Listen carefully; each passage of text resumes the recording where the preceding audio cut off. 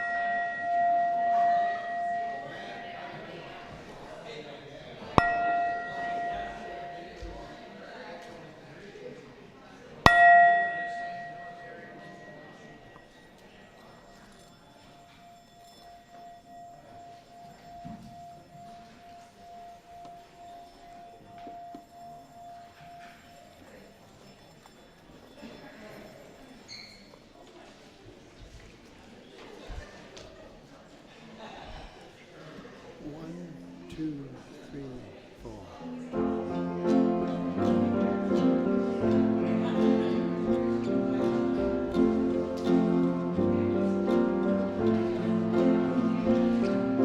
Come, let us worship God. You got it. Come, let us worship God. Welcome, everyone, to the love of God. Rest for the weary. Rest for the weary. Welcome, everyone, to the love of God. Food for the hungry. Food for the hungry. Welcome, everyone, to the love of God. Hope for the children. Hope for the children. Welcome, everyone. Welcome, everyone, to the love of God. Come, let us worship God. Come, let us worship God. Welcome,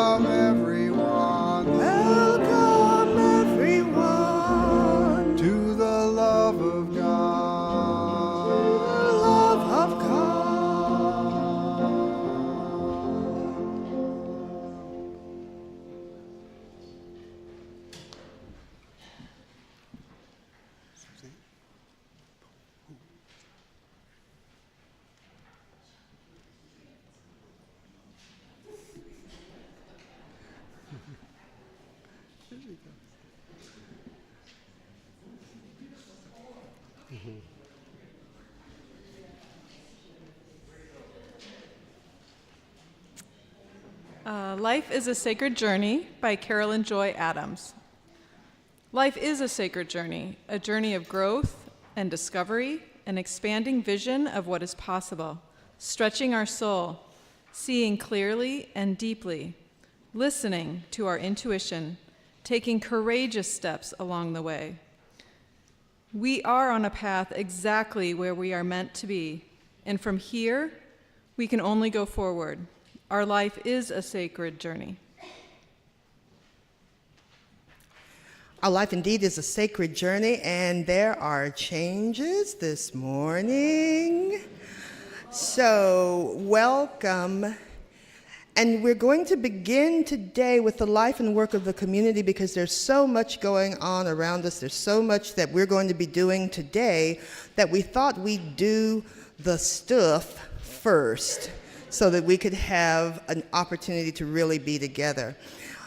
There are, of course, announcements in your bulletin, but there are two very special people here today who are going to talk to us about two amazing things, and you all know them, but would you welcome Becky Boland and her daughter, Elsa? Hey. Good morning. So I have the honor, I think it's an honor, of being here to talk to you about the United Methodist Women. So it is United Methodist Women's Sunday, and I'm sure, are all of you familiar with United Methodist Women? Anyone been a member over the years? So I'll give a quick synopsis of the United Methodist Women. Globally, the United Methodist Women are the largest denominational faith organization in the world, with over 800,000 members. They share a mission of fostering spiritual growth, developing leaders, and advocating for justice. Globally, members raise over $20 million every single year to benefit ministry for women and children around the world. And as I was reflecting on this, we at Hennepin, as you all know, are a vital piece of that.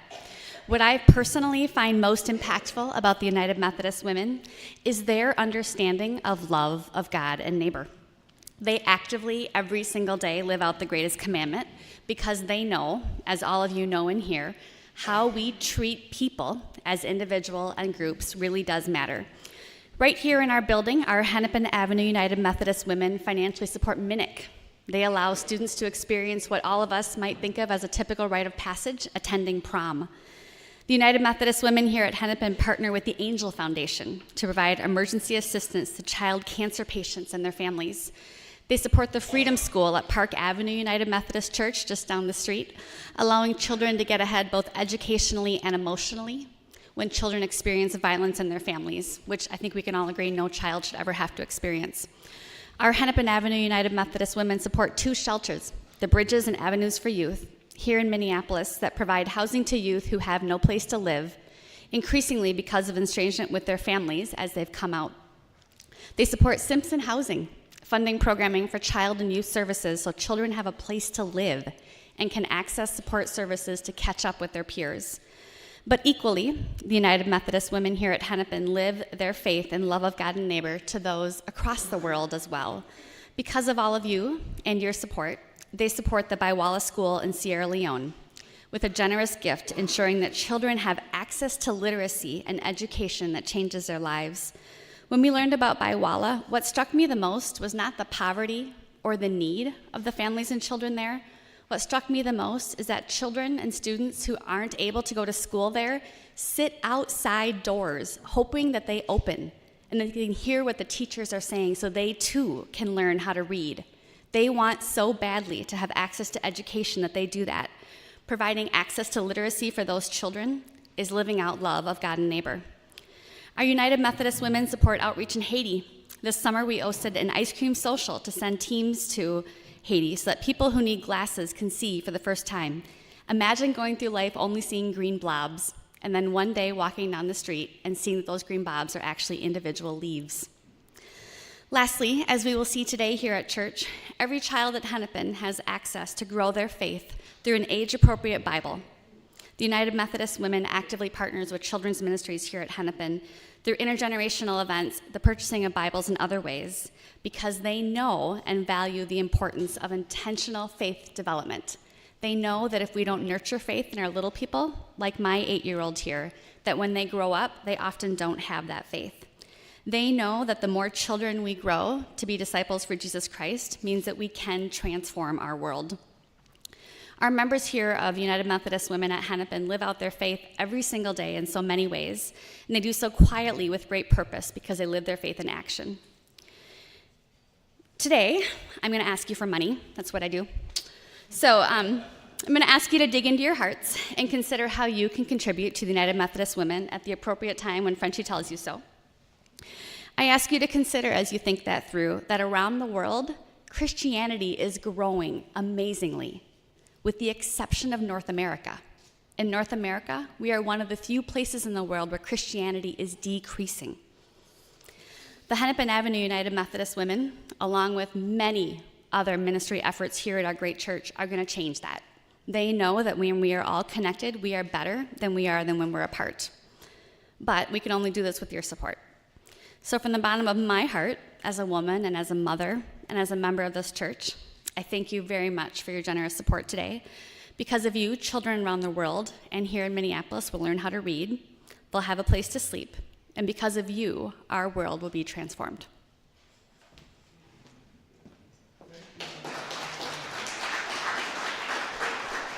Thanks, Becky. One of the things I always say is that before I was a United Methodist minister, before I was ever a United Methodist candidate, I was a United Methodist woman. So the path that United Methodist Women places us on can lead to some deeply significant things for young women and girls. Now, Elsa is holding up the trunk or treat sign because the invitation to volunteer for trunk or treat is real, and you are invited to go to the website and register to volunteer for trunk or treat. You can host a trunk, you can come and do hospitality, you can bring stuff, but participate in any way you'd like in trunk or treat. Thank you, Elsa.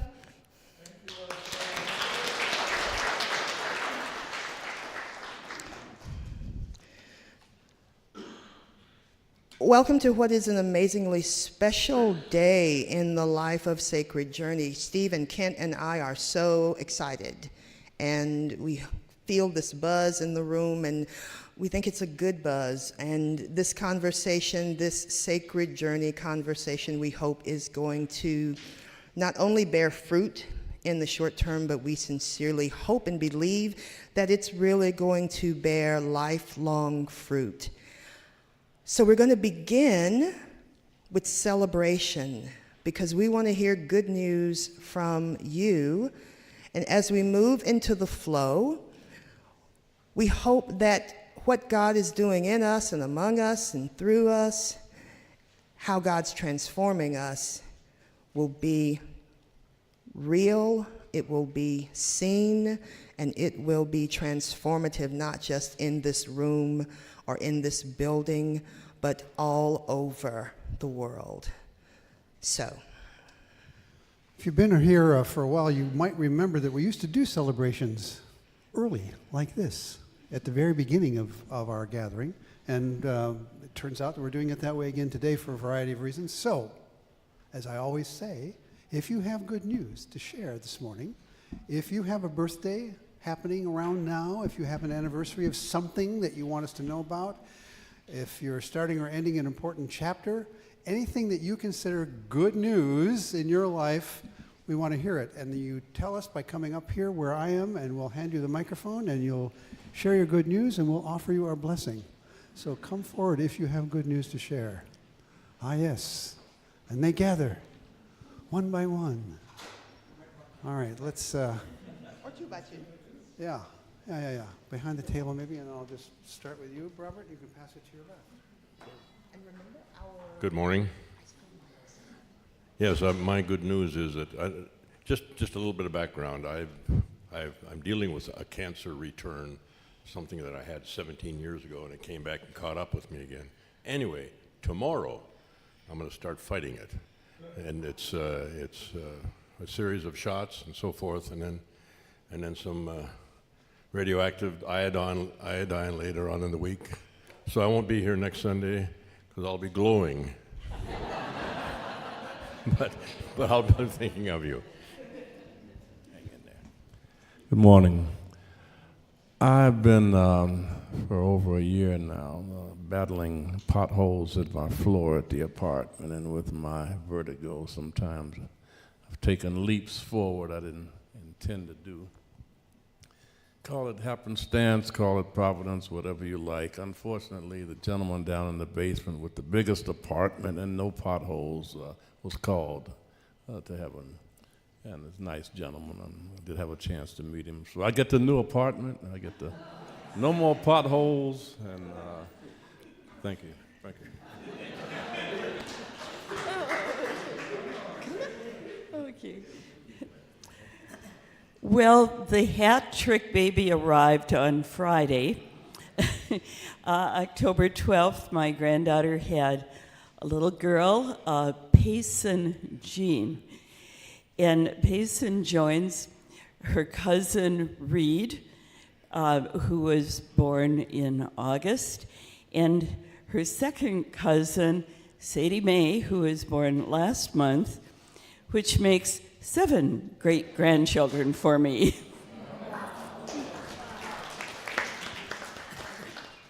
Well, I have 2 celebrations, and they both involve our son, David. David was elected to the, gotta have it right now, the Defense Trial Attorney of the Year for the whole state of Indiana.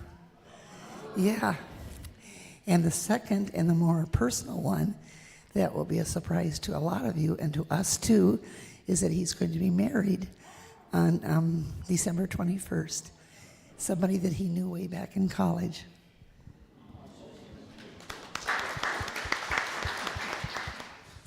Hello, my name is Nicole, and this is Alex.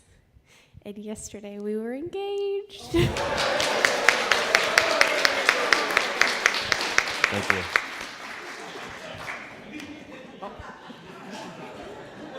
Thank you.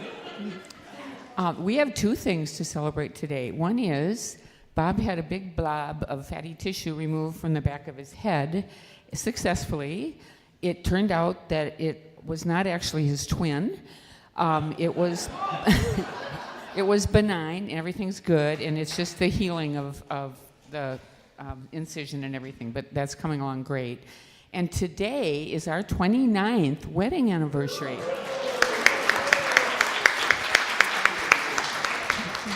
We are glad to share all this good news with all of you. We extend our hands, open our hearts, and our blessing is God grant you many years.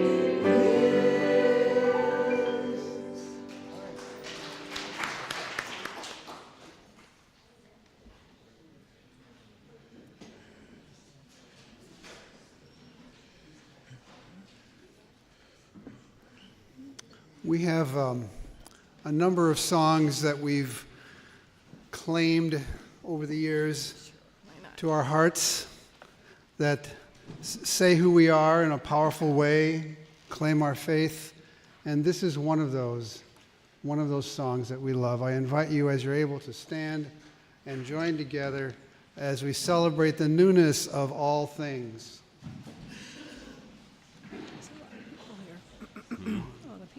There really is. Look at this. 2, 3,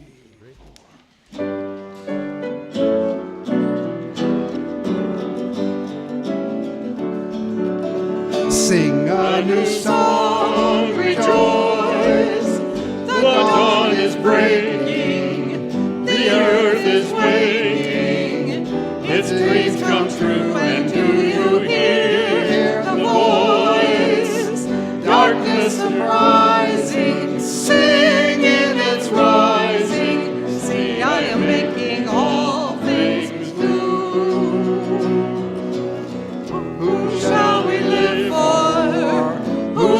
mighty hand made the moon, the sun, and stars on high, who made a way for us through water and the sand, brought us out of slavery and fed us from the sky. Sing a new song, rejoice, the dawn is breaking, the earth is waking, its dreams come true, and do you hear the voice? Darkness arising, singing its rising, see I am making all things new. Who found us wanderers and made us into one, who is ever near with grace to save, whose love adopted us as daughters and as sons, family linked to the firstborn who is risen from the grave. Sing a new song, rejoice, the dawn is breaking, the earth is waking, its dreams come true, and do you hear the voice? Darkness uprising, singing its rising, see I am making all things new. Who is known to every heart and called by many names, who is called the lowly ones my own, breathe the dream of justice into us like tongues of flame, who is tender mercy, only God and God alone. Sing a new song, rejoice, the dawn is breaking, the earth is waking, its dreams come true, and do you hear the voice? Darkness rising, singing its rising, see I am making all things new. All things, see I am making all things new.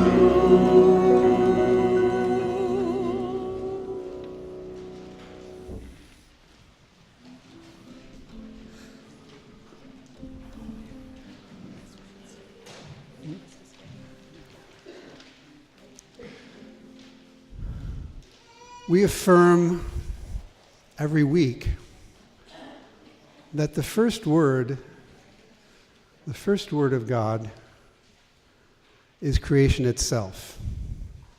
The first revelation of who God is and how God loves is creation. We celebrate God's presence in all of creation, including us, but everything around us is full of the presence of the Creator. Spirit and matter together.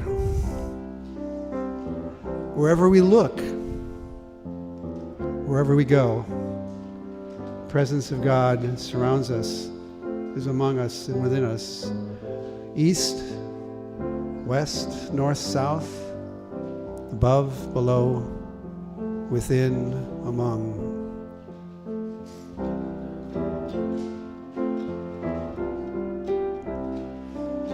Come, O light, illumine our darkness, come alive, revive us from death.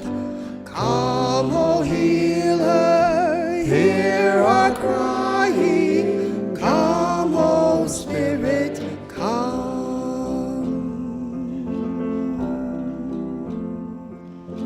Come, O light, illumine our darkness. Come, O light, Revive us from death. Come, O healer, hear our crying. Come, O Spirit, come.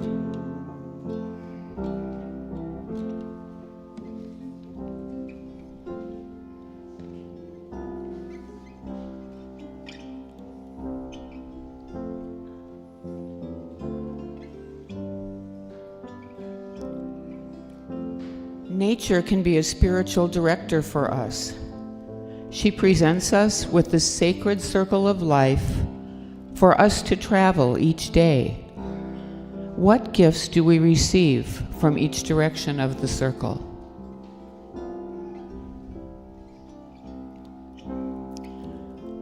On the eastern horizon rises our day star, the sun. Its light spreads over the earth. We are awakened. Its gift is a new day. It is the beginning of understanding, since light helps us see things the way they really are. There was one who said, "I am that light that has come into the world." We are called to be that light in our time. South is the direction of the sun at its highest point. Its fruit is the blessings of growth and abundance. The sun's rays draw life from the earth, the life of all things. It is the community of all beings, varied in kind, color, and culture, of which we are a part.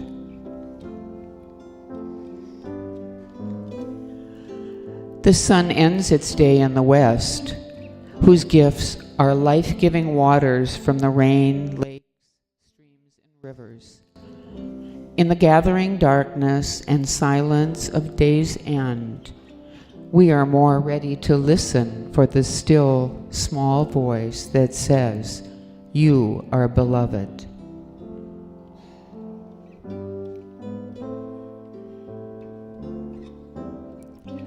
North brings the cold, harsh winds of the winter season. These winds cleanse the earth and bring a blanket of snow to cover the landscape. It is the season of rest and renewal in preparation for spring and new growth. The north represents a letting go, a falling into deeper consciousness, where dreams and their coded messages may unfold.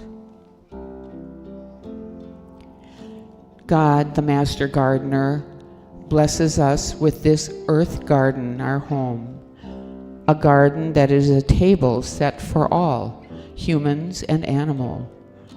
We humans are called to be faithful stewards of this garden, working to keep the earth garden sustainable, balanced, harmonious.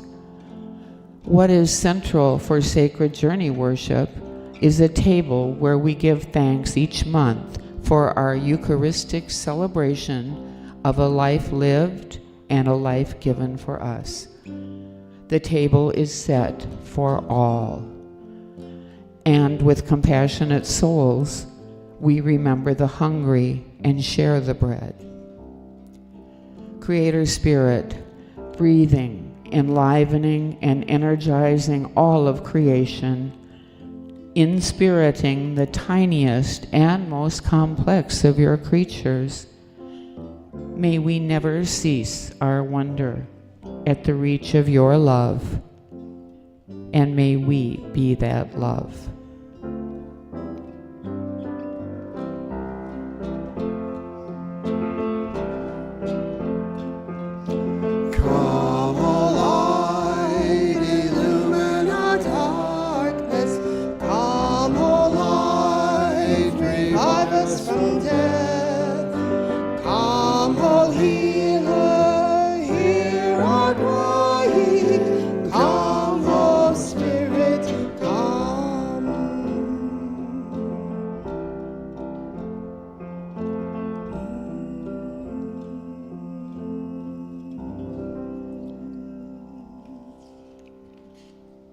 We join our voices and say, Maker of marvels, you weave the planet and all its creatures together in kinship. And this beautiful interdependent world you have made reveals your unifying love. Save us from the dangerous illusion that we humans can stand separate and survive alone. By the power of the Spirit, help us to create life-giving relationship with all inhabitants of the universe. As it was in the beginning, so shall it become through the one we call the Christ. Amen.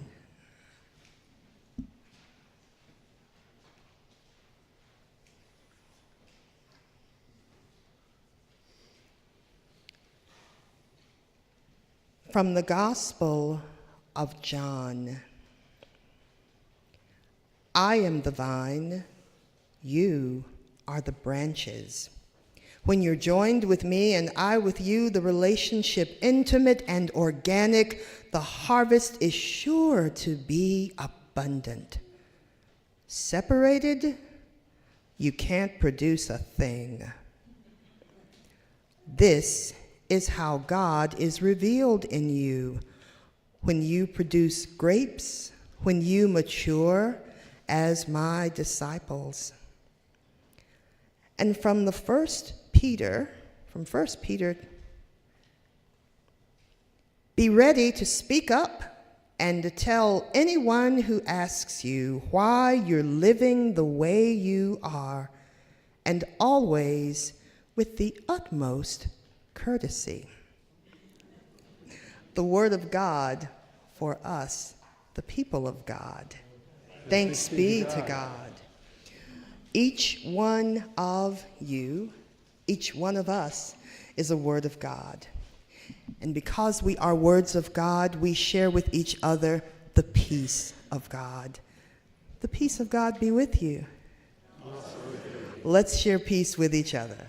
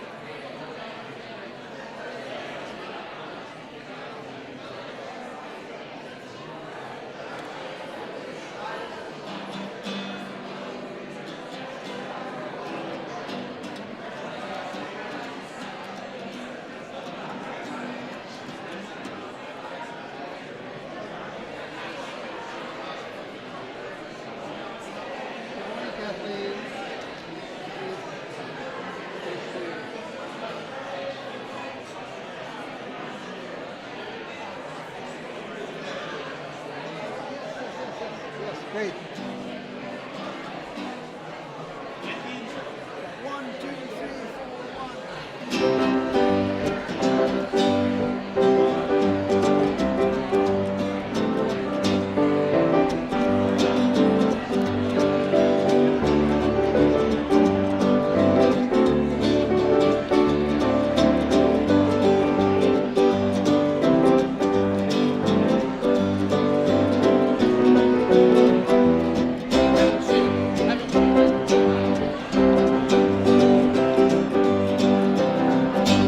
On this path, the gates of holiness are open wide. And on this path, the gates of holiness are open wide. And on this path, the gates of holiness are open wide. Open wide, open wide, open wide. The gates are open wide. So enter in. The gates of holiness are open wide.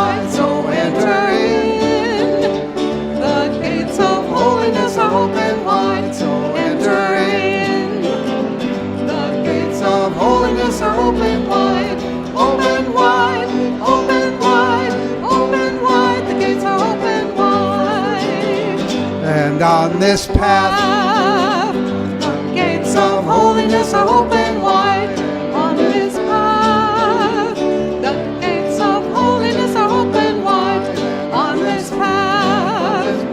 The gates of holiness are open wide, open wide, open wide, open wide. The gates are open wide.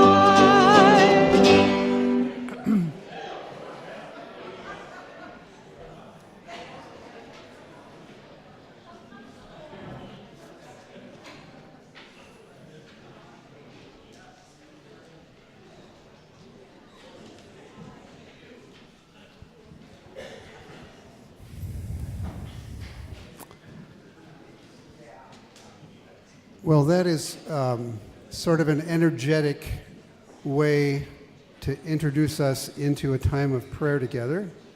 But that's what we're doing next. We're moving prayer up a little earlier, moving the story a little later to make the flow of the service work. So, shifting gears here a bit into a reflective place. I'm going to take a breath and notice the energy in your body wherever it is. Anything you need to let go.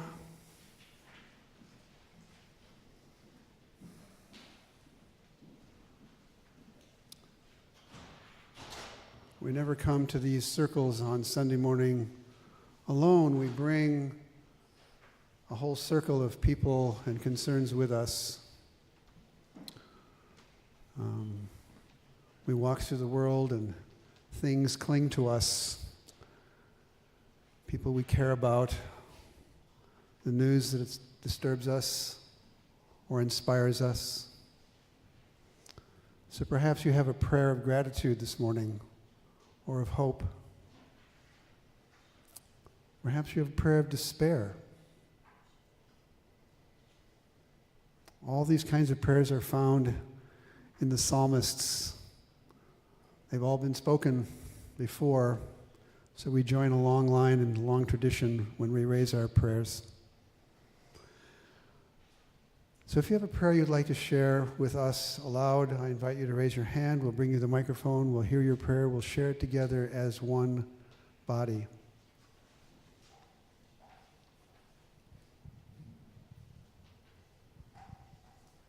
I ask that we all hold Jean in our hearts and thoughts as she says goodbye to her beloved friend, Joy. For Jean, as well as for all those who have lost a loved one, who are grieving in the early days of grief, take those prayers to our heart, each of us, and as one body we send it on its way to God.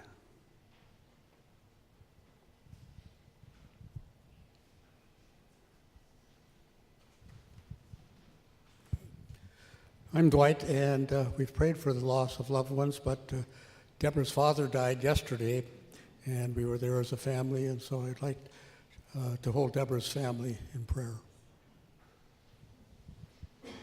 And for all families who are grieving.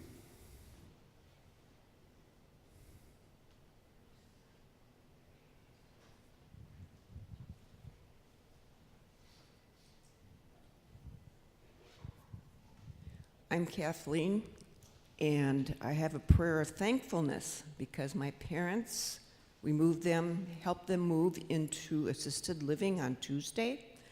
And after a rough start for my mom, although no problem for my dad, things seem to be going pretty well, and for all folks who make that transition.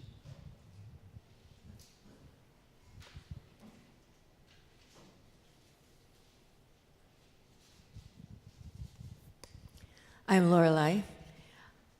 I have prayers for all those that lost everything in the Panama area, and gratitude that my friend who lives there is okay.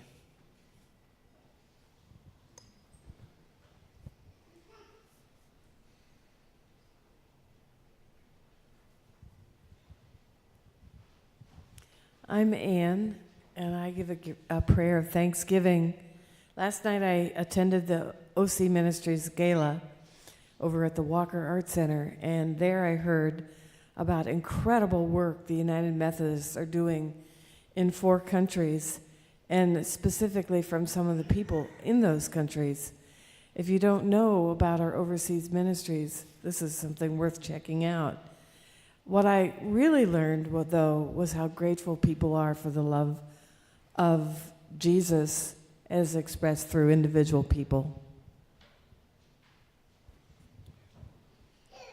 For all those who are spreading the love of Jesus around the world.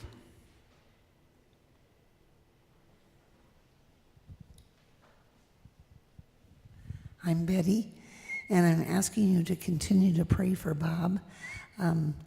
We tried to get him in yesterday for an MRI, and they couldn't take him on Saturday because of his Hoyer lift. They didn't have enough people. So we're going back again on Tuesday, and it is kind of imminent because the pain is increasing, and so we're really concerned about it. And I ask if you keep him in prayer. Thank you. For Bob and all those who are facing tests, waiting to find out answers.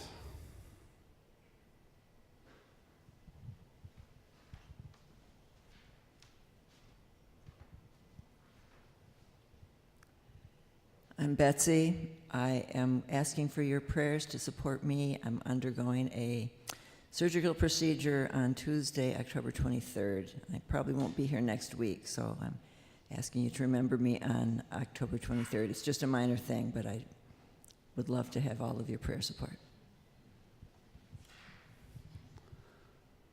For Betsy and all those facing a procedure this week.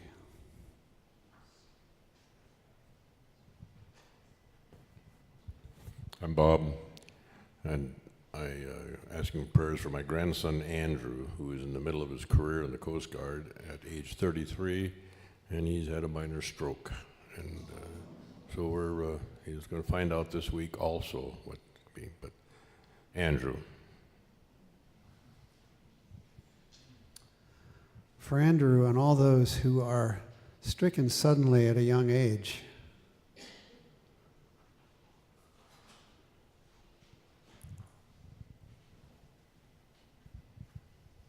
Good morning, my name is Joe. I'd like to offer a prayer for our country as the election approaches, that God has his hand in how we choose our leaders to protect our country and protect our rights.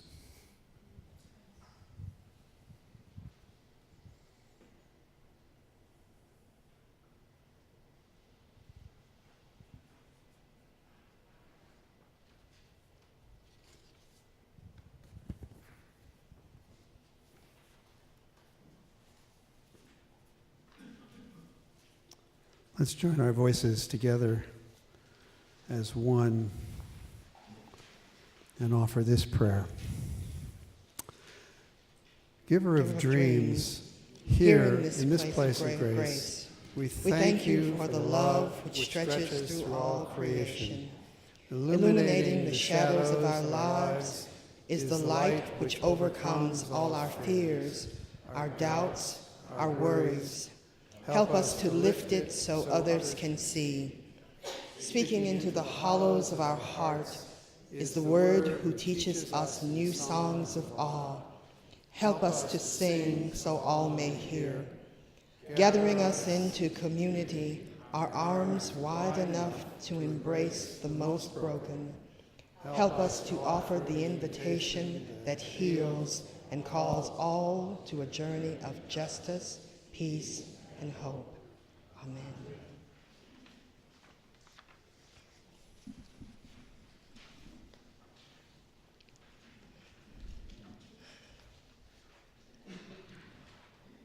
When we thought about how we wanted to do this story, we started with the idea of beginning with the end in mind. And so the three of us started talking about what it was we wanted to share, but we also talked a lot and thought a lot about what it was we wanted to hear. One of the things that happens in communities over time is you experience various transitions, and it's really important in small, intimate communities to make sure that those transitions are not just felt like an earthquake, but that they, in fact, hopefully become ripples of grace. And so, just to sort of begin the story for today, you're sitting in small circles instead of one big circle, because the hope is that around these small circles will be moments of conversation and moments of community that will lift all of us. So if you are seated at the back and you are not in a small circle, I'm going to invite everyone at a table to scooch in, because I see 1, 2, 3, 4, 5, 6, 7, 8, 9, 10. And we have 10 tables, which means there's room for one more person at every table. There are also some empty chairs at some of the tables, too.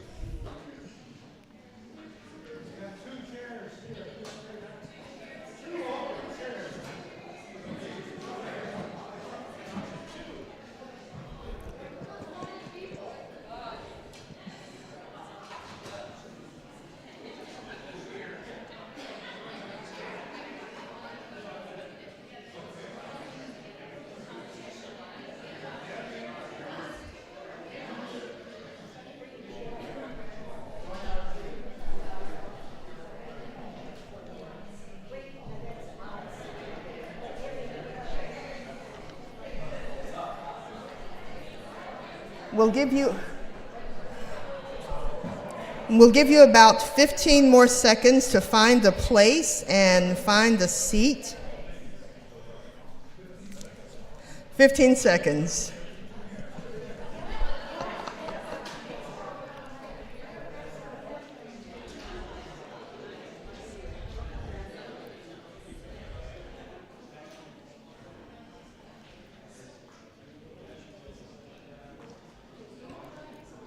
Is someone missing their phone? Anyone? Lost phone at the front.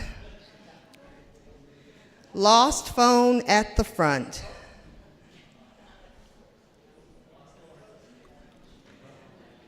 Fantastic.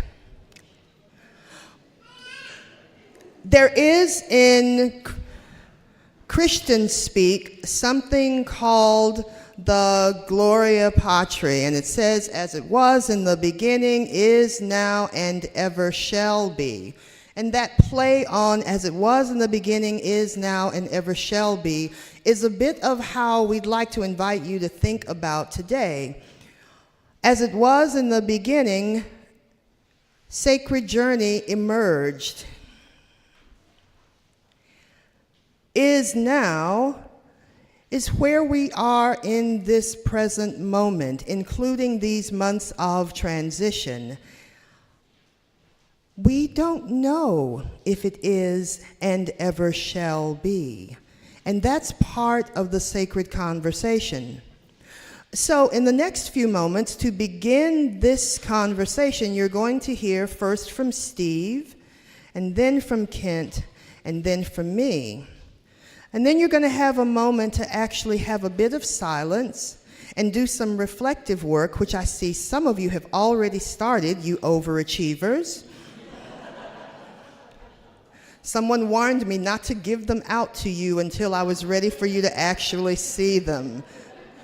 Oh well. It'll make our reflection time easier. And then we're going to have some dialogue. Let me say a little bit about the dialogue. The dialogue is a dialogue of hopes, dreams, and not the dialogue of problem solving and fixing. If you have specific things that you are thinking about in terms of I wish we did, or I don't like, or I want more of, in the center of the table are pads.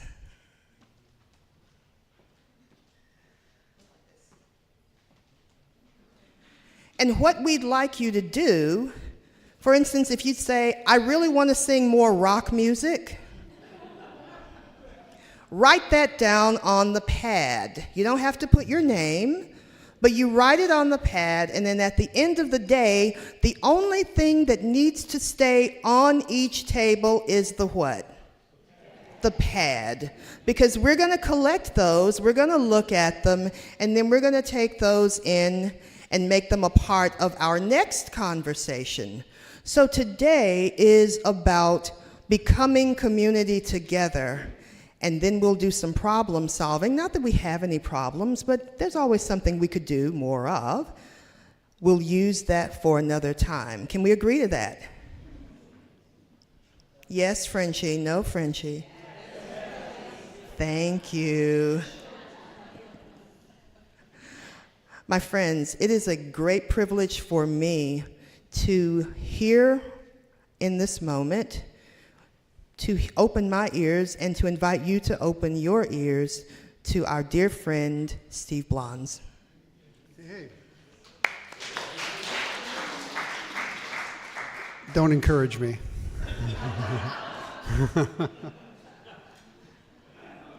So, thank you, Deb, for this lovely table. I borrowed the grapes for a minute. I borrowed the grapes because I love this scripture we heard this morning. I love this image. This is one of those images that you can walk into over and over and over and over again and always find some new material, some new energizing stuff. So I'm thankful for grapes. I'm going to talk a little bit about grapes and vines and vineyards.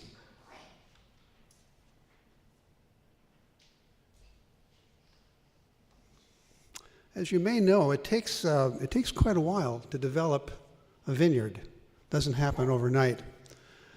In fact, the first couple of years, you don't even get any grapes. It takes a while to establish a vine, to establish the root system, and then grapes begin to appear.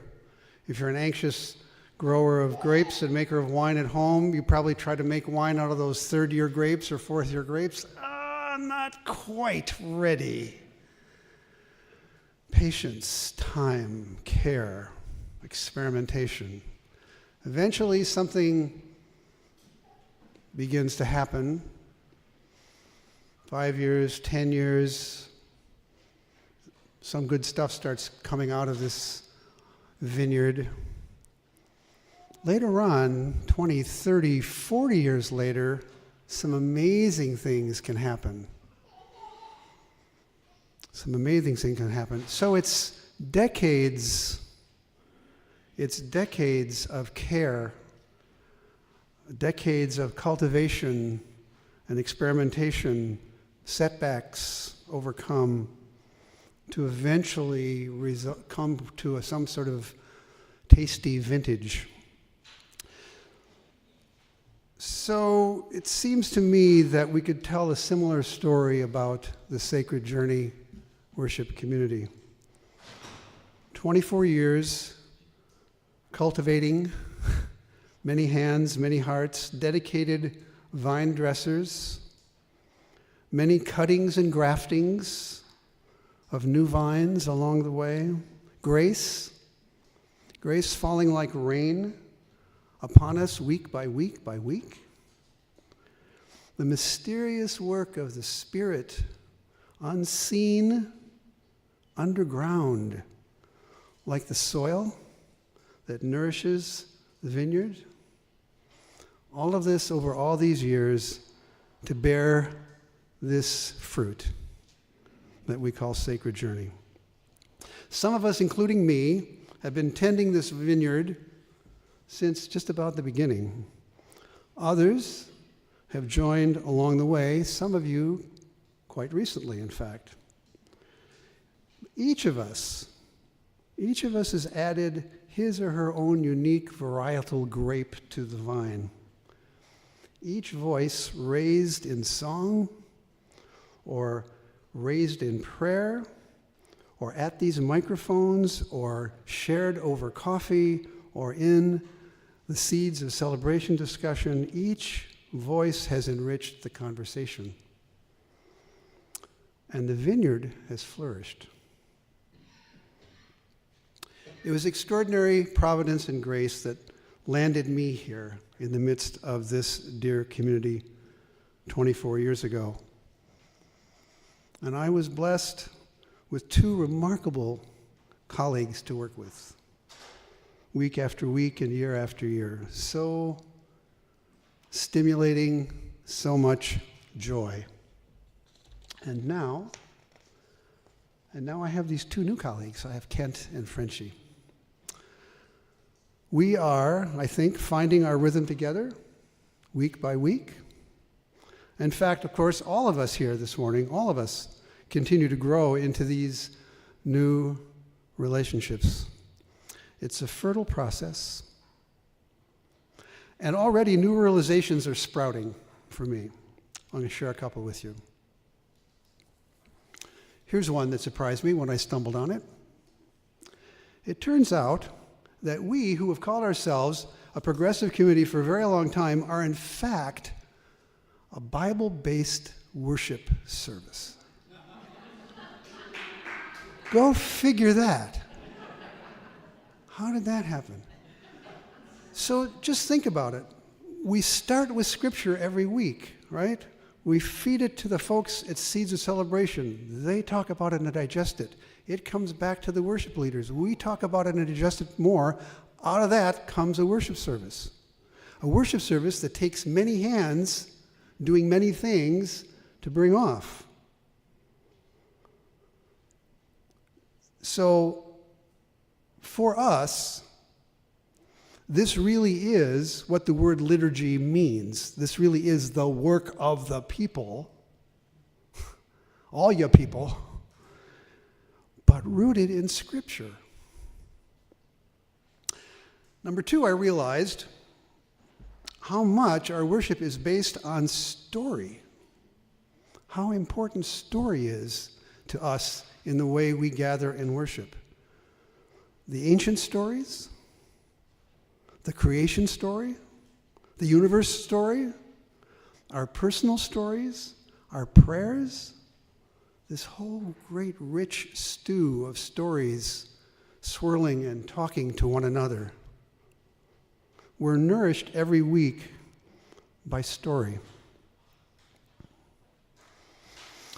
It's also become clear to me, and I've had to admit, that we have been avoiding asking some challenging questions about our future. Even though the clock has been ticking and the room has been aging and the influx of new and younger faces has been sort of a trickle, we did not really start thinking and talking seriously about this passage that lay ahead until now, when it's well underway. So we've become, I think, after these 24 years, we've become a mature vineyard with some old vines. They produce really good wine, by the way, just in case you're... And we have produced some very sweet wine together, I think, but no vineyard thrives without pruning, without new cuttings, and without graftings being added along the way. Without intentional care, grapevines will just grow into a bushy mess of leaves and branches, or they will wither and die. The same is true of a church or of a worship community. Going forward from here, we all have work to do in the Sacred Journey Vineyard. We've always been faithful vine dressers. We've pruned, we've planted, we've harvested, we've shared, we've enjoyed. We've rejoiced in every grape that has grown on this vine. Our commitment to keep the vineyard thriving is, I think, an enormous part of our legacy. But now these old vines need new attention. What will this vineyard look like in 5 years, I wonder? Big challenges and opportunities lie ahead. Let's see what kind of wine we want to make.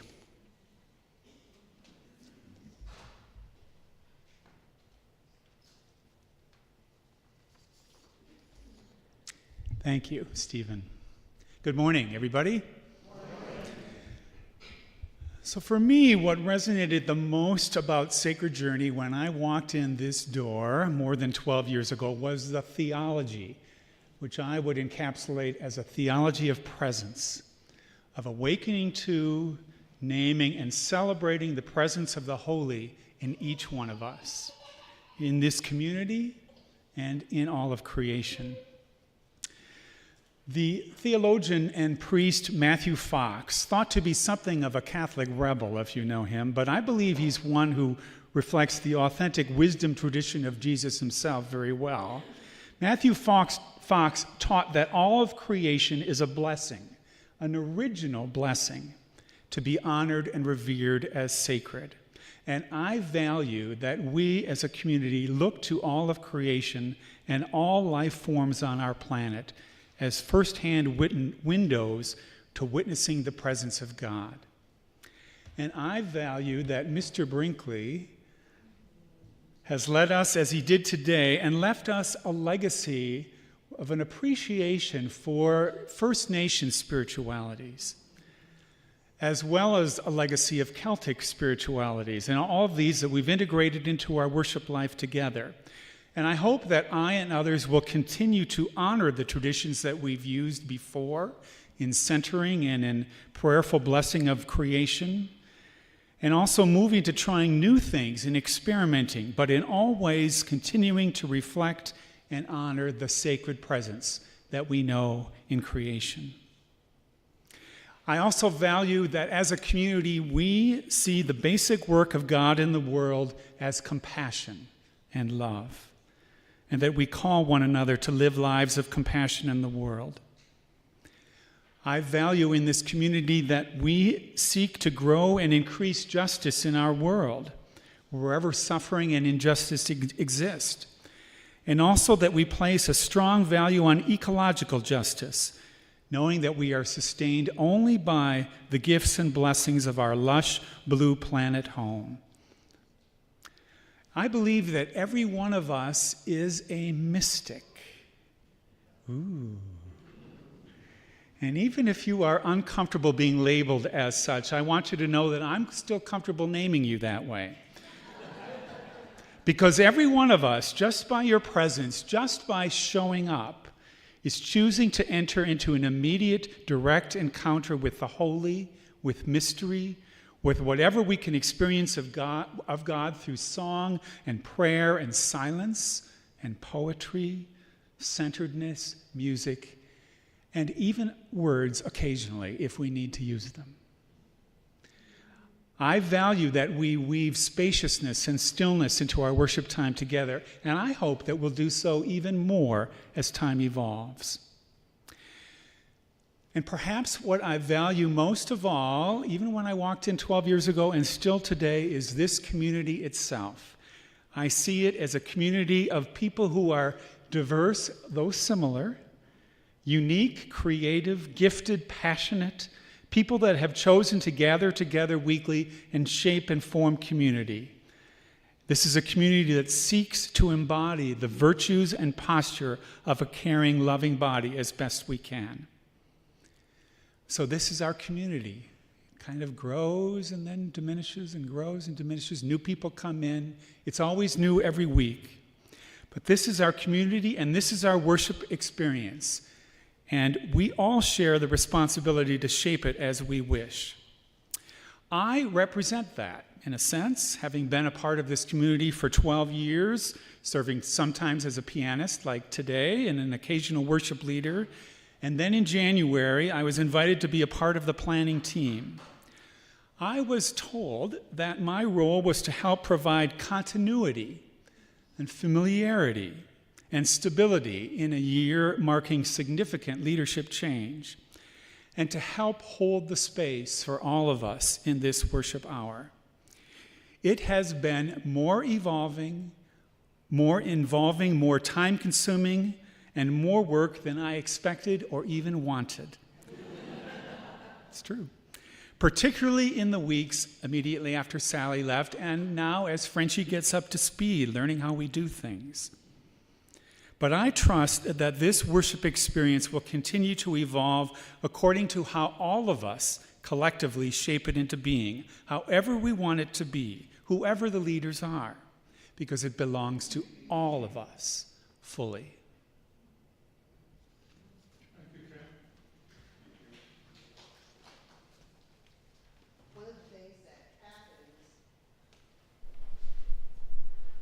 When you move into a situation where there is established community and then you follow a long-term leader, particularly a founding leader, is that you can expect that your arrival into the community is like dropping a stone into water. Sometimes you can drop the stone with a splash and you get and all the water can sometimes wash out. And sometimes if you drop the stone gently, you begin to get ripples. And you start to see what the flow of the water is like, and you start to get a sense of just how things move within that pool. And it matters because if you drop a stone into an ocean, the ocean just swallows up the stone and washes it out. If you drop the stone into a beautiful, calm, still pond, you can see the effects within the life of that pond. And so, as I say thank you to my colleagues, to Steve. Do you like Steve or Stephen? I don't think I've ever asked you.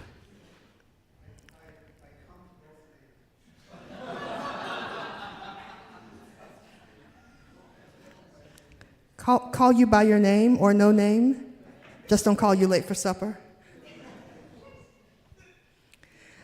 This is an inside joke. A couple of weeks ago, we were doing something and Steve forgot something, and for the first time ever, I heard the nun in Jan. Because I heard Jan say, "Stephen, Stephen." And then she said, "Stephen."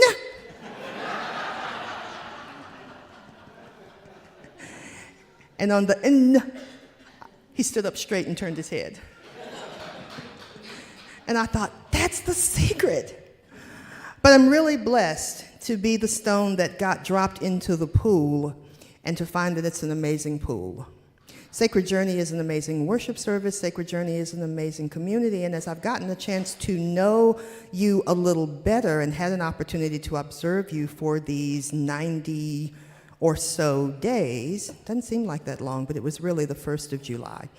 I've had a chance to observe, number one, that you were indeed a wonderful, small, intimate community who had managed to establish in a large congregation a place that was a kind of oasis for persons who wanted to offer different set of gifts and for persons who wanted to ask large questions. Now, if you want to know what I fully think, then you're invited to read the copy of this month's Inspire, or the September Inspire, because my full thoughts are written in that article, Connected by the Sound of Grace. So if you haven't read that, I invite you to read the Inspire, and you can get a lot more words. But I want to say clearly, the other thing was that Sacred Journey was also at a transition point. And as I've looked around the room, as I've had an opportunity to meet you, to hear some of your stories, that phrase, "as it was in the beginning, is now, and ever shall be," kept coming to my mind because things have a definite beginning. They have a life and they grow and there is a present. And then the question is, what's the future going to look like? And so part of the work that Steve and Kent and I have been doing is not just to figure out how to have our task met each week. We have a task of coming together and working to plan a worship service, and thankfully we have people who have stepped in and begun to do all kinds of wonderful things in support of that task. But we began to ask ourselves, what's our work? And it turns out that we believe our work is to help this community, help this experience, help you begin to do some discernment as to what the future will be and what it will look like. Because as you just heard Kent say, it's not going to be decided by somebody outside this room. No one's going to walk in one day and say, that's it, shut the doors, close it, go home, get out of here. It's going to be decided by the people who know Sacred Journey and who've experienced Sacred Journey and who love Sacred Journey better than almost anyone else, and that's each one of you. And so today's conversation is the beginning of our work together. It is the beginning of our liturgy as the work of the people. My role as your new clergy person is to help hold that space, to work with my colleagues in helping to articulate and communicate what we discern, and then also to help give it language and shaping so that it lives on, hopefully, for a new generation. I understand a bit about where you are. My own father is 90. And so some of the conversations that you are having, I am also having we're having in our own family. And so I consider it a great privilege that I'm getting to have this conversation with you. Stephen, Kent, and I'm going to ask them to come on up here.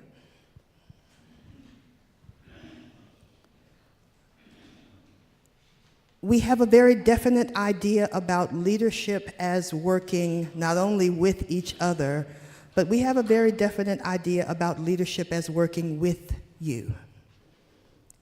Your voice, your input, your concerns, your hopes, your dreams, your desires are critical.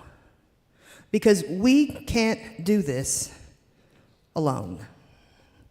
I mean, we are fabulous.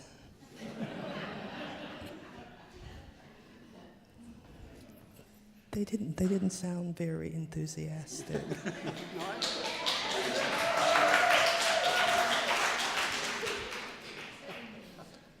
Maybe we should say it together. We are fabulous.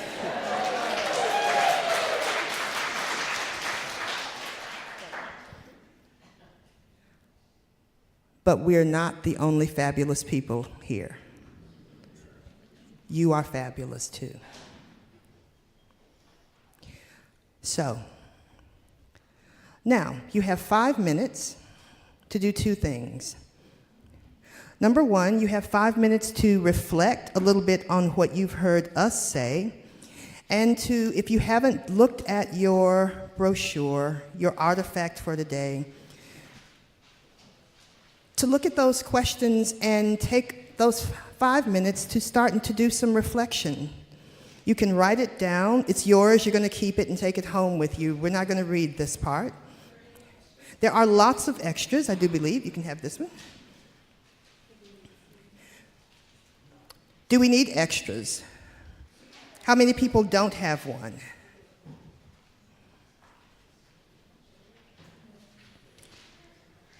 If you have extras on your table, will you share them?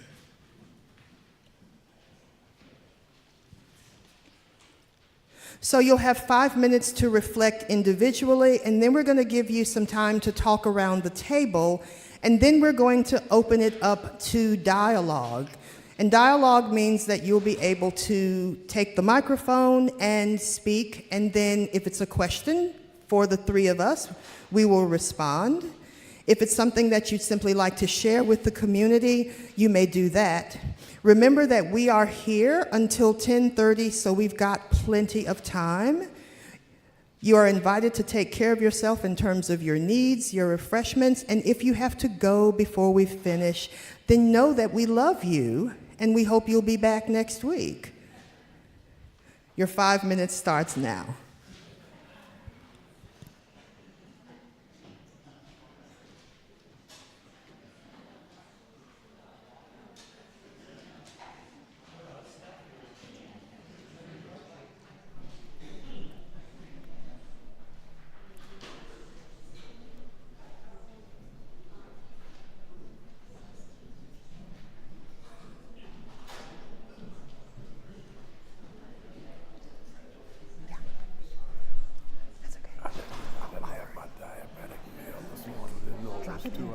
Drop it in the tray on the way out. I should have said that. Sorry.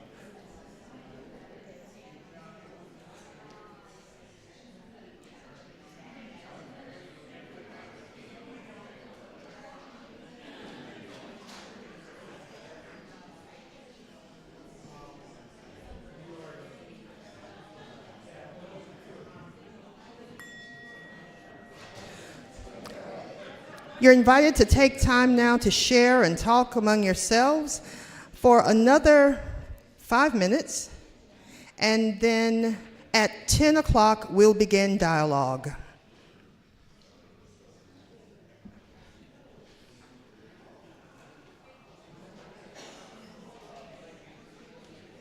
So, if this may be an answer to your question, this is what I wrote.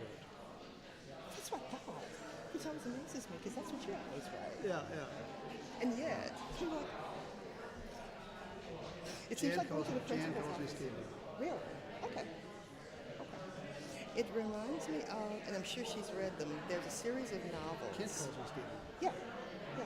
But he's heard Jan call me Stevie. I think so. But there's a series of novels by a woman named Susan Howatch. They're Church of England novels. Those, and so in there's one of the couples where the husband's name is something, and his wife calls him Stephen, just because she thinks like you don't look like that. I'm going to name you this. So he's the only. Stephen.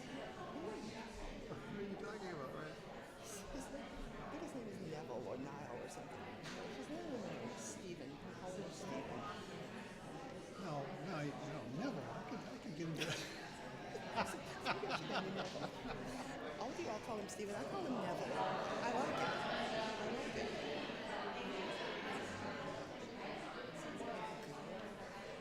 There was a guy on the staff here, clergy, in my early association. He did a lot of retreats and stuff. And he had a habit of like consistently calling people by the wrong name, just like forgetting their right name. But once he had this other name attached to them, that's what they That's what they are. Mark. Which Mark? He could remember the wrong name. He couldn't remember.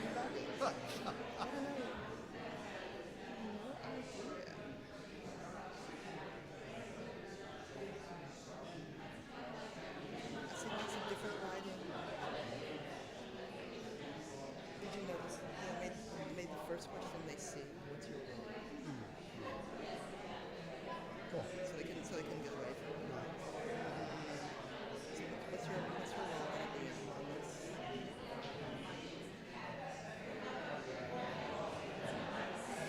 Well,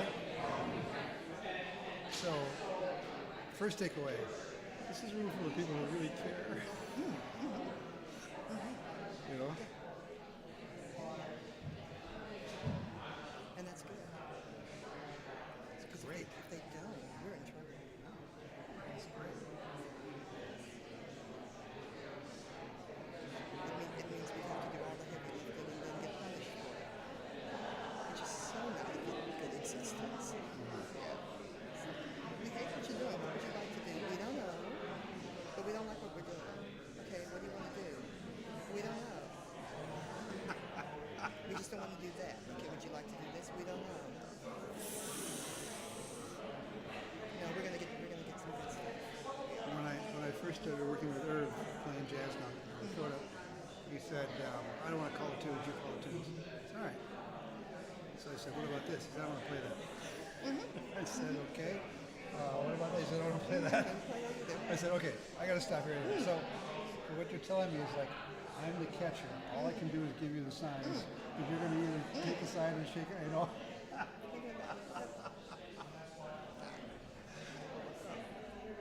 And then after a while, he just cracked me up on it. He says, you just don't know how to call the tunes. I said, be my guest, sweetheart. Step right up. For stripping me of my self-esteem. And like, thank you so much. I deeply appreciate it. Oh.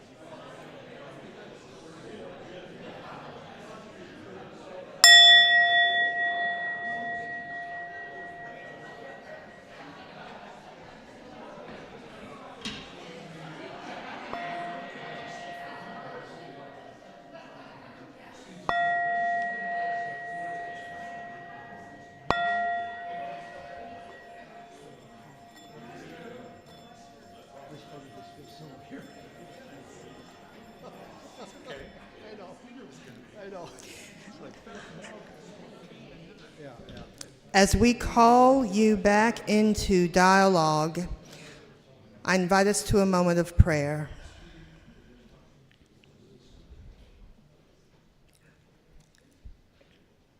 Put us to work, Holy One, not for our will, but for your will. And may the words of our mouths and the thoughts and meditations of our heart be beautiful and acceptable, not only in this moment, but forevermore. Amen. So you've heard a little bit from us, and now let's talk.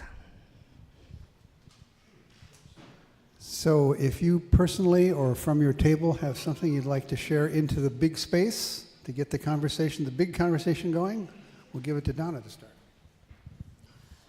I would like to know if you're contemplating a time change.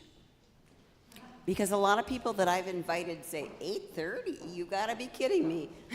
And then they don't come with me. If we're contemplating a time change. Yeah. I know when I started, we met at 9 and it changed back a half an hour. Oh, we started at 9. But I was thinking to get young people here, we'll have to be later than that.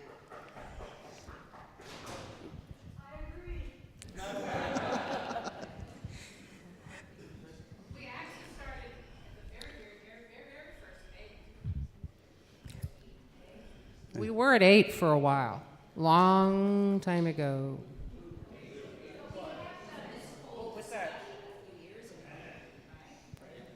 With the time change, the concern is not only is it early, but everything else that's part of the church, adult forums and that sort of stuff, children's stuff, doesn't start till after the traditional service.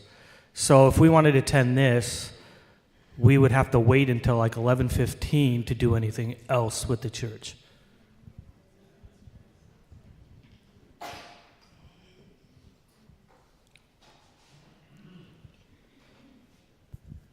I was near the end of the discussion when I got cut off by the bell, which was okay. But one of the things that I'm concerned about is the continuity of Christianity. And I say that because we have 2 boys that were raised in the church, and neither of them is any longer involved in the church. And I think the reason for that is the looking at some of the stories in the Bible in this scientific age, and they look at it and say, this doesn't make sense. And there are basically 2 reactions to that. There's another group of people that says, yeah, this is literal, so I'm going to do this. So you end up with the growth of the mega right-wing churches. And then you end up with the non-growth of the traditional churches because the kids drop out and say, this doesn't make sense. Because a lot of the Bible came about written prior to the time that Galileo was around and others, including Neil deGrasse Tyson today. So I think it's really important that David Folk put it really well. One time he said, it's important to him, and I agree with this, is to separate Jesus, the mythology of Jesus, from the message of Jesus.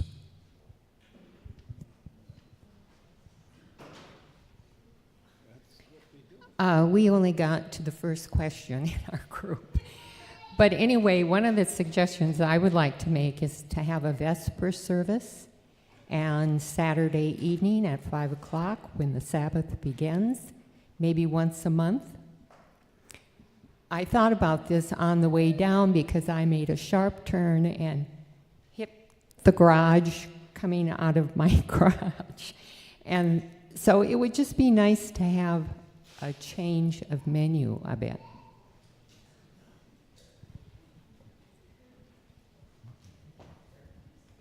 One thing that I think we have heard over and over again is the openness or lack of the community to new people in their comfort level, in our comfort level. And I think that's something that I and hopefully we need to look at and say, have we become somewhat of a clique that we're, I don't like the word and you probably don't like the word, but there is that sense of inward, and I would like to encourage us. I don't have a right immediate suggestion, but I'd like us to encourage ourselves to look at that issue and see what could I do individually to change that if you indeed want to do that.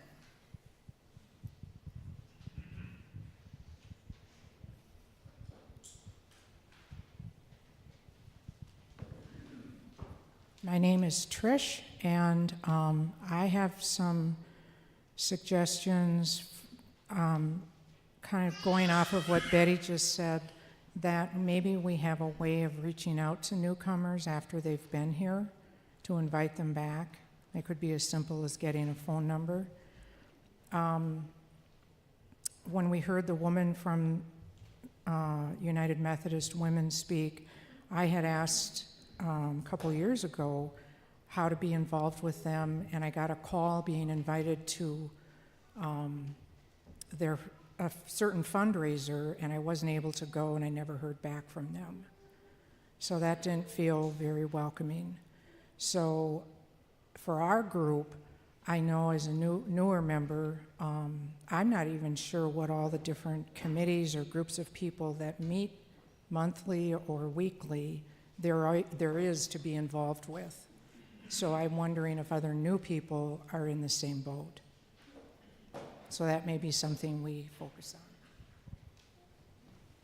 on. I'm Joe Pollock, and I have the privilege to sit at the young table over here.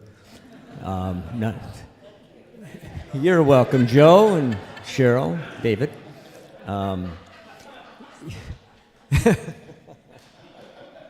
There's a couple things that resonate with me, and I'm hearing some administrative thoughts coming up about having a Vesper service, which is interesting. I think the idea of attracting new people is an important aspect of this. But I want to hit on two things that I heard Stephen and Kent say. Steve, you mentioned we're Bible-based, which is important. Because in Christianity, and this is a Christian church, Jesus is the pathway to understanding God in the mystery. Kent mentioned theology and the idea of coming here. And to me, we can come up with, we talked a little bit about some of the mega churches and how as church attendance and membership is diminishing across most churches across the country. And I don't think that necessarily Christianity is diminishing.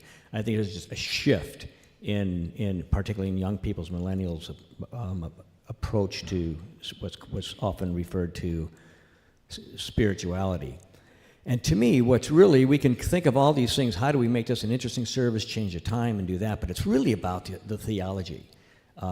That's what's important. And the idea that we have had Celtic spirituality is what's attracted me, and I'll speak personally. The idea that we've had Bob's Native American and indigenous people spirituality brought into the church. Personally, I think that that's one reason why young people are leaving churches in droves, because, as David mentioned, relevance and what's important. And I think they're seeking something else. As a matter of fact, there's a term that people are often called as seekers today. They prefer to call themselves seekers instead of, well, I'm a Methodist or I'm a Presbyterian. I think there's a trend to that. And so I would like to see us continue to expand upon this mystery of God, and and continue to expand upon our use of other spiritual texts and perennial wisdom, such as the Tao Te Ching and the Upanishads and the Vedas and the Gnostic Gospels and those kinds of things. To me, that's been the attraction for me. And when I came here, I was fairly young, and we came here at the beginning in '92 or '93, and so that's what's kept me, because it's been relevant for me. I can't speak, and I hope that one of our younger folks at the table or in the room here will speak about that, about what's relevant to them. But it's not about providing services or building attractions. To me, it's about the theology.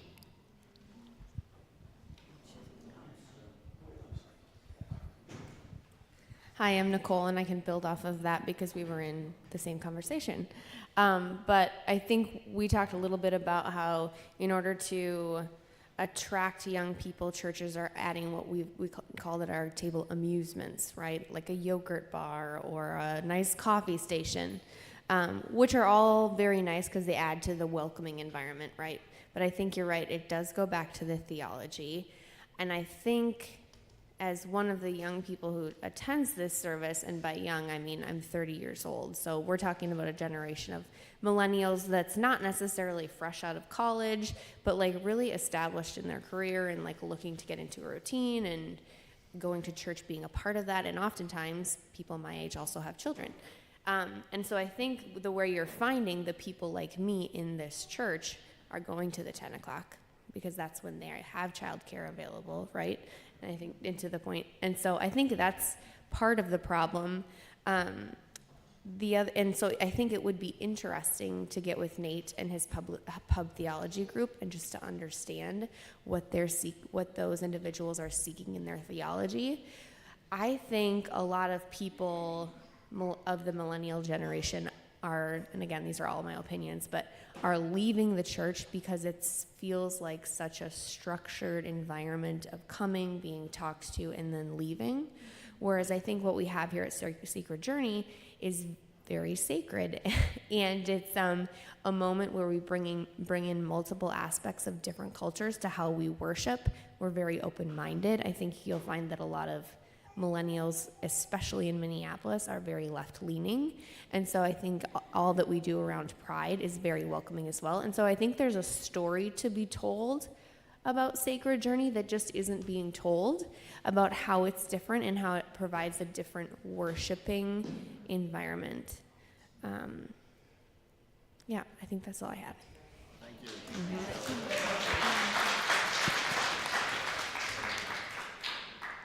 Psychologically, I think we are very,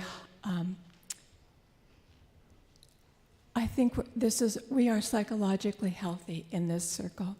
And I want to say that because I'm going to look at the past changes. We held grief circles when Sally retired. We had time to say goodbye to Sally so that when Frenchye came, we could warmly welcome her.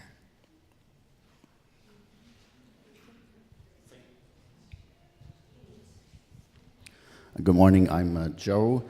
I started coming to this church around July 1st, and I was very attracted to this particular program, Sacred Journey.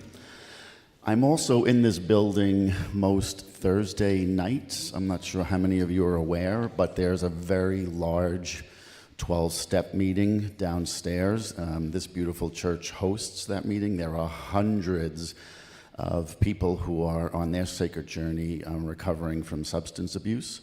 And if they knew this existed, I talk to people that I know, but again, there are hundreds of young people downstairs in this building every Thursday night. I'm also very close to the fact that this community flies the LGBT flag on the flagpole outside, and I think that's a really powerful statement about the openness of this community. There is a publication I've seen in Minneapolis. It's called Lavender, and they have a list of all religious institutions in the Minneapolis area. I would imagine they define them as welcoming communities, but that might be also a place where outreach could happen. That this is a very welcoming community, I find, and I'm very blessed to be part of it. Hi, I'm Betsy. I want to build on some of the things that were said over here a little bit ago. One of the things we talked about at our table was the sense of vibrant presence that people feel, that we feel when we walk into this room every Sunday. It almost never fails, and if it fails, it's because I'm not ready for it, not because it isn't already here. And that, the openness, it's the the welcoming, it's the sense of not having people talk at you and tell you what to believe. So much of the religious experience that many of us have had in churches that drove us away doesn't happen here. It's a place where you can grow, you can be on your path, you can be accepted and loved, and the participation where the leadership is guidance rather than professional performers, and we, the congregation, aren't the audience, we're part of it. We have our seeds meeting where we contribute to what the content. We also have the seeds meeting also, I think, and I've been a regular participant in that for quite a long time. The openness of that group, which is almost, it's just, there's a lot of vulnerability that gets shared in that group, and I think that kind of openness seeps into this service. In addition to the thinking and the talking and the words and the ideas that get brought up there, there's also a sense of sharing on a deep level that transfers from seeds into this larger community, even for those who don't ever come. And that is a very precious thing. All of this is what I really want to not lose, whatever direction we wind up going.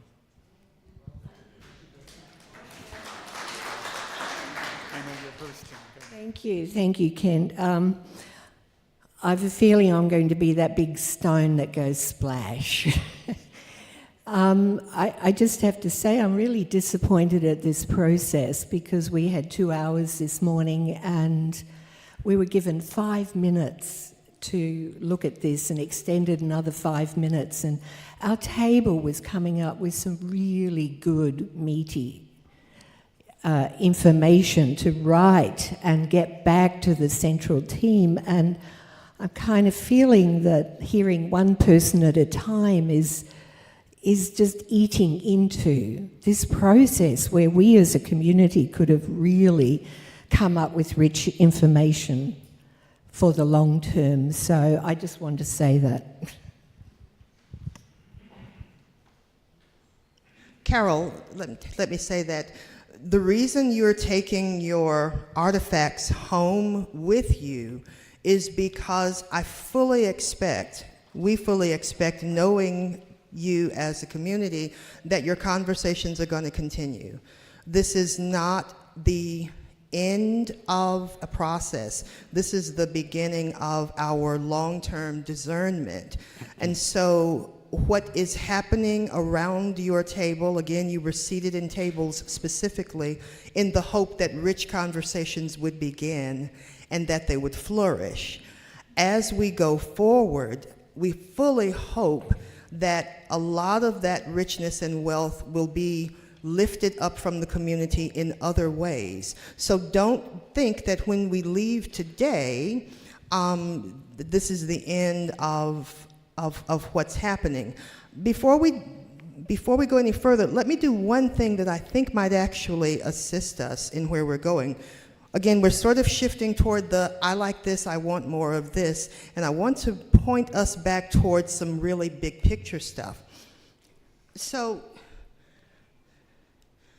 communities do a couple of things, and one of the things that they do is actually go through some stages. And I want to lift those up for us, hopefully, so that we can kind of see them.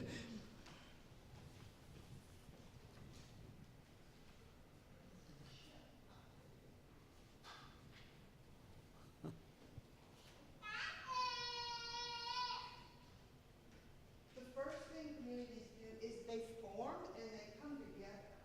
And when they come together, the most important thing about them,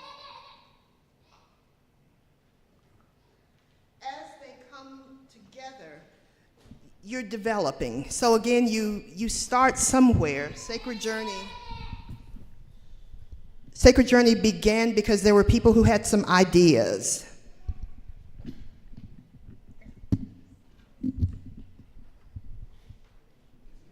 Oh, fudge. Ta-da. Thanks, Lee. So many times communities develop, they form, and you've got real excitement. You've got some change. You get to really high momentum, and you get to that big point. And I've heard that, as people said, when Sacred Journey began, the larger congregation was sort of at a lull in many ways. And the excitement of it really drew people for all of the reasons that you've lifted up here. People were attracted to the theology, the expansion, the community, the intimacy. And so that's that forming piece. Let's get to know each other. This is all super exciting. And then something called norming happens. And those of you who've done organizational stuff, you've probably heard this before. You norm. You find what you do. You begin to do it well. You begin to develop a rhythm. You develop a canon of songs that you sing a lot. Many of those you sang today, you've sung them over and over again, and you know them. And then something happens called storming. And storming is that point where you start to think, we don't agree on anything. I like you, but I don't know if I like you. It doesn't work. And you work on it. And then you storm and you norm and you storm and you norm, because you learn that we really love each other. I love you guys. You make me so angry.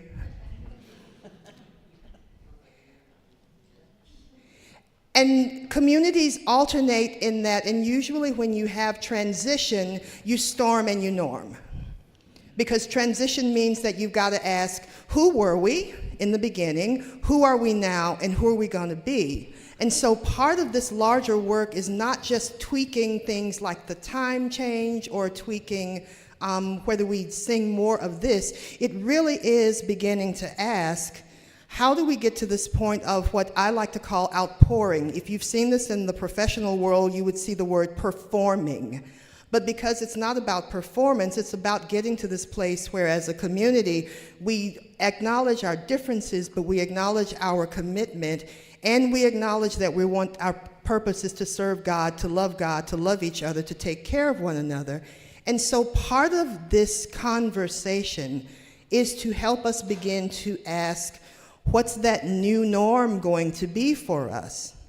One of the other things that Joe lifted up quite well is this sense of what's happening in the larger church world as a whole. That many communities are here where they are decelerating either because of age or either because of interest, or there is simply an intentional understanding that the life of that community has run its course. And so you ask the question, how do you close out that life and then either give birth to something new, or how do you allow that community to evolve into something else? And so some of the real question that we are asking is around aging, because of what you've said in terms of who will be that next group of folks. Now, I'll show you one last thing, and then we'll get back to some more conversation.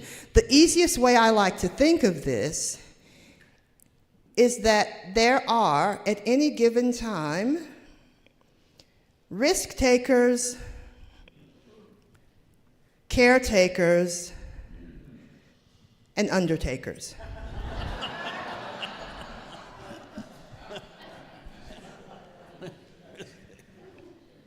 24 years ago, when my colleague Steve and Bob and Sally and all of you began, you were risk takers. You jumped out of the airplane holding hands together, hanging on to each other to say, let's try this thing and see if it'll fly.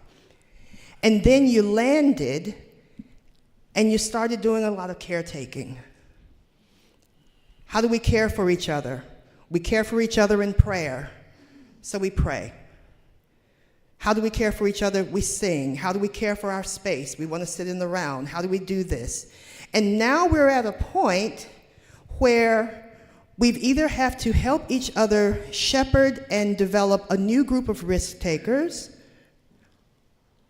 who will eventually become caretakers, or the real truth of it is, and you've said this long before I'm going to say it, is that in 5 or 10 years, if we look around the room,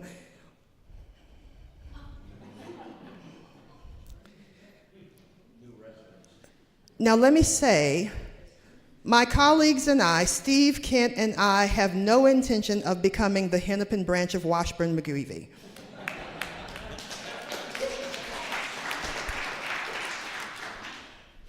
We're not interested in becoming undertakers, but we are interested in asking, how do we begin to re-energize and create a kind of new vigor for the next project of risk-taking, while at the same time we make sure that those of you who are here, who have invested a lot of time and energy and care and love into what Sacred Journey is, feel as if you have caretakers who love you and who are willing to walk this path with you until your journey comes to a close.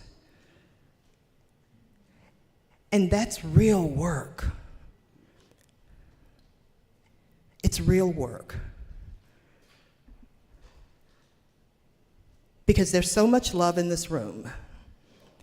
And I will say to you that every day, I think to myself, if Steve Blondes isn't here, what the heck's gonna happen for music? My one critique to Steve and Kent, as we have talked about it, has been, as a community, the leadership pipeline and the apprentice system, which creates and generates that new group of risk-taking leaders to propel Sacred Journey forward, I don't see it yet. It doesn't exist. How do I know it doesn't exist? Because you had to go to Mississippi to come and find me.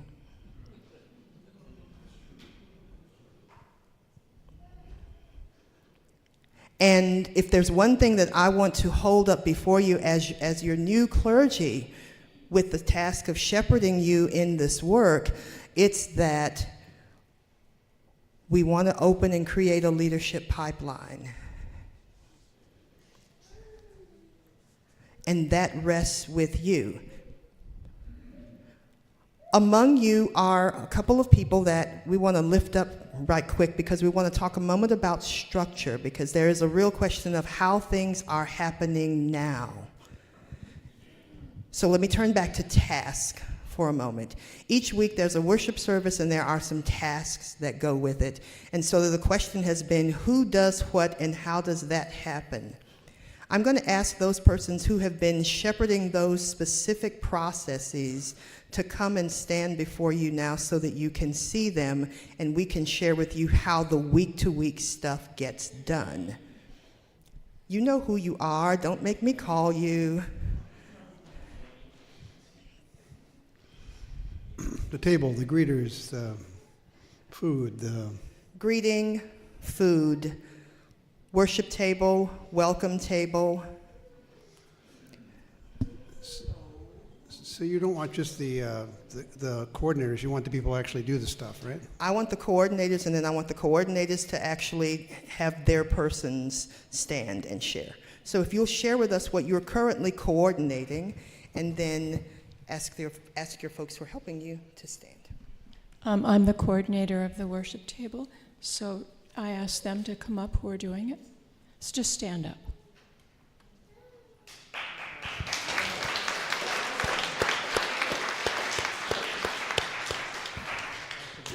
I'm also, from week to week, we create the table, and there are 5 of us who are in a rotation. I also coordinate the poetry, and so whisper to people if they're not standing up here to read the poem. Thanks, Suzanne. Some years ago, because Bob and I came very early to have the worship team practice and get going, and I was just here, I observed that Sally was also, besides being a musician, clergy, and kind of coordinator of all things, was also setting up these welcome tables and the hospitality things. And she would once in a while say, would you go down the hall to that closet and get out something, or would you pour some water? And suddenly I realized there was no reason why Sally would need to do all these things. We are a community of people who love each other, who care about each other, and there is like scads of talent in this group of people. So that aside, since I was there, I started picking up these little tasks. And as time has gone on, we have incorporated a few more people on some of these things. But the things that I have been responsible for, or have made myself responsible for, are what I like to call a group called hospitality. And that would be what I call the welcome table. When you come in, you sign in, you get your bulletin. There are announcements occasionally from different things. We have gone around on name tags, but we still have some name tags available. And then the other hospitality table is our treat table. And over the years, we've been just volunteering to bring treats when it works out. And it's very loosely organized. There's a sign-up sheet. Nobody monitors that sign-up sheet. If you sign up and you forget, that's just how it goes, and we're fine with that. So my job, and then also there's cleanup tasks afterwards, which is putting things away, seeing that the money is taken into the office. And so I've been wanting to get other people involved because Bob and I are not here every week, and other people can do this as well. So I've been working on getting that kind of coordinated, and lo and behold, Denny, come forward, who has coordinated the greeters. She and I got to talking about the fact that sometimes you folks that come for greeting at about 8 o'clock, and somebody came to spend 3 minutes setting up 2 tables at 8 o'clock, and how about if we might combine some of that? So we're trying to invite you who want to be greeters, who might also be willing to spend 3 or 4 minutes setting up a couple tables, but we do not want to turn away anybody who would like to just set up tables or who would like to just greet. So all volunteers are always welcome. So maybe you'd like to say more about that. What could I add? Marcia's thorough. She's given us a great scope, and I have visuals. So as we've done this process in terms of the kind of gotten linear, there's these pots. And so my pot has been the greeters. So making sure that we are welcoming, making sure that, you know, there's just the administrative tasks of the doors and all kinds of things. Communicating with you about that is such a big deal, to have new people here, to let them know we want them here. We genuinely want them here, and what can we do to do that? So I send out, in my sloppy way, an email, because some people are allergic to apps. I do it by email, and I try to gather that up, and it's your responsibility to remember that. But this, as we're working on the task portion, will give you a sense of those pots that Marcia just mentioned. It includes Jan's area with the worship table.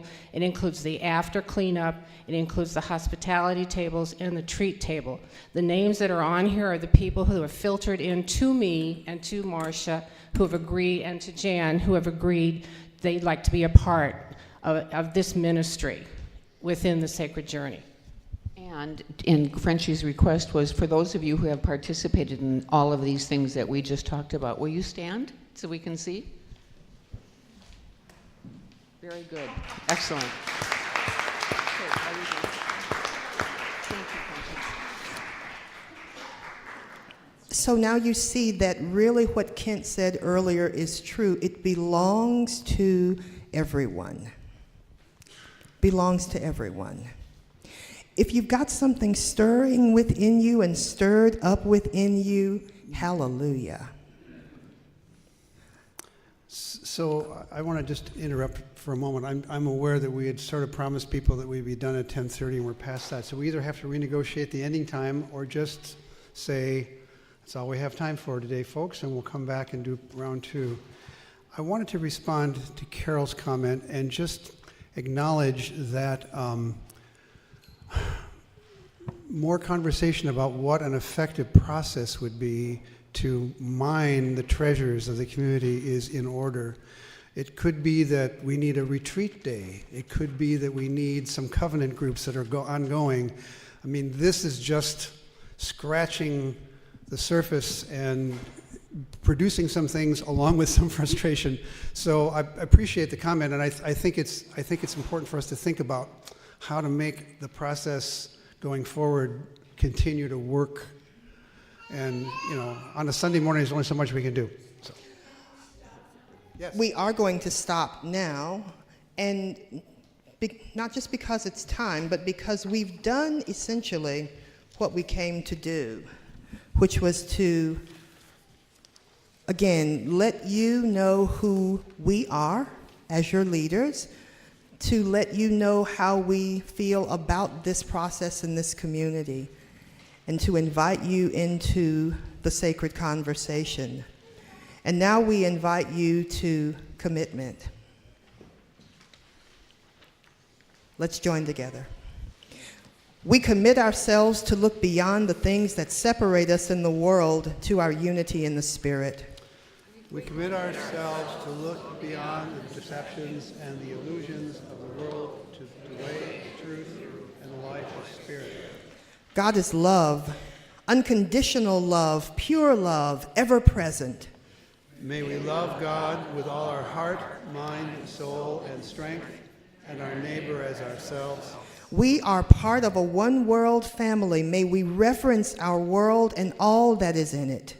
Seeking true justice and peace as we show compassion and care to all. So shall we be free to play the play of God, dance the dance of God, and know that all is well. So shall we find joy in morning and evening, in the ebb and flow of life, and know that all manner of things shall be well. Friends, let's stand and sing our way out into the world. Thank you so much for being a part of this sacred conversation.